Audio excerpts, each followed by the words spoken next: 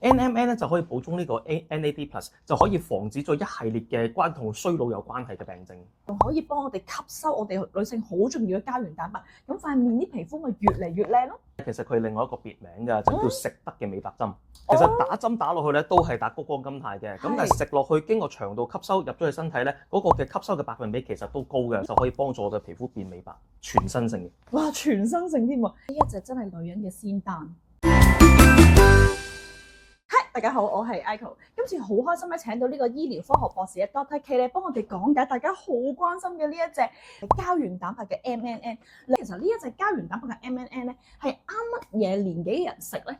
其實30歲以上嘅朋友們咧，佢身體入邊有一個叫 NAD+，佢嗰個嘅水平咧就已經係急劇咁樣下降。NMN 咧就可以補充呢個 NAD+，就可以防止咗一系列嘅同衰老有關係嘅病症。佢除咗可以幫我哋延緩我哋嘅衰老之外啦，咁呢一隻我見佢加咗膠原蛋白喎，啲膠原蛋白幫我哋女仔可以啲乜嘢咧？其實我哋嘅皮膚咧好多膠原蛋白嘅，咁佢有啲窿窿咧，如果填密嘅話咧，佢嗰個彈性就會比較差少少啊。呢個小分子嘅膠原蛋白咧，佢係可以更加容易咁樣去入到我哋個身體入邊，咁跟住運送到去我哋個皮膚嗰度咧，就可以好好咁樣塞晒我哋嘅窿窿，就令到我哋個皮膚咧就冇咁容易就失去彈性嘅。食咗呢一隻 MNN 咧，係可以幫我哋延緩衰老之餘啦，仲可以幫我哋吸收我哋女性好重要嘅膠原蛋白，咁塊面啲皮膚咪越嚟越靚咯。咁我見佢呢度咧仲加咗咧透明質酸。我哋透明質酸咧入到身體咧會去兩個地方嘅，首先會去皮膚，另外就會去骨關節啊。關節入邊中間嗰啲都係透明質酸，其實佢係啲啫喱狀嘅嘢嚟嘅。咁去到我哋個皮膚嗰度咧，佢就會揾一啲嘅窿窿咧就去擺喺度。咁我哋個皮膚就係最多窿嘅位置。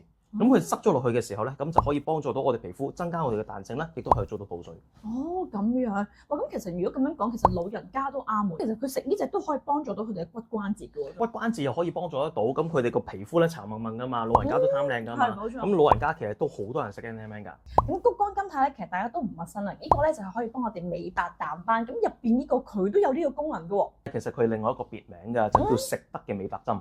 其實打針打落去咧都係打谷胱甘肽嘅，咁但係食落去經過腸道吸收入咗去身體咧，嗰個嘅吸收嘅百分比其實都高嘅，就可以幫助我哋皮膚變美白，全身性嘅。哇，全身性添喎！呢一隻真係女人嘅仙丹。咁仲有佢入邊仲有白藜蘆醇嘅喎。白藜蘆醇咧，其實佢主要係抗氧化，最主要佢抗氧化個位置主要係血管。係啦，就保持呢個血管嘅彈性啦，血管嘅健康啦。咁同埋呢個嘅抗氧化咧，防止嗰個壞膽固醇咧就沉積上去我哋個血管嗰度咧，就防止佢生鏽。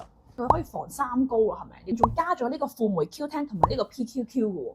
輔酶 Q10 咧，其實佢主要係嗰個心臟咧，佢可以令到佢嗰個輸出功率咧就會多少少。咁其實呢啲嘅保健品咧都係要經血行到我哋全身噶嘛。咁如果你啲血就比較慢啲，個心好弱雞咁樣跳嘅話咧，咁其實就上唔到皮膚。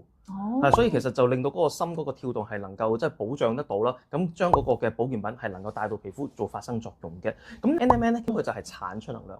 咁但 PQQ 咧就係去使用呢個能量。咁所以兩隻其實缺一不可。即係其實個協同效應係可以成個功效係發揮得更加正咯。但係呢個咧其實一樽已經搞掂晒所有嘢。咁我想請問下呢個點樣食先係最好咧？其實咧呢啲我哋叫做修護類嘅保健品咧，其實夜晚食係會比較好少少嘅，因為咧啲血咧就可以慢慢行，咁嗰啲保健品就唔會話好快行咗個圈，然後就經肝腎消化就屙咗出嚟，反而就係等啲血慢慢行喺我哋身體入邊咧就可以留耐多少少，就作用耐少少嘅。所以其實建議大家係夜晚黑食。係啦，30歲左緊咧，其實嗰個嘅NAD+ 就開始向下跌㗎啦。咁要補充咧，其實以補充為計咧，一粒其實至2粒其實都足夠㗎啦。除非你係一啲係好高強度嘅工作，咁例如可能係戶外工作啊，跟住真係成日要企啊，咁跟住係不眠不休，好似會計師啊、律師嗰啲嘅話咧，咁其實你食到3粒都係可以嘅。咁但係就有個小建議就係唔好3粒一次過，翻早午晚會比較好啲。咁但係如果你去到老年人啦，咁其實3粒都不為過，但係記得係早午晚唔好同一次食啦。OK。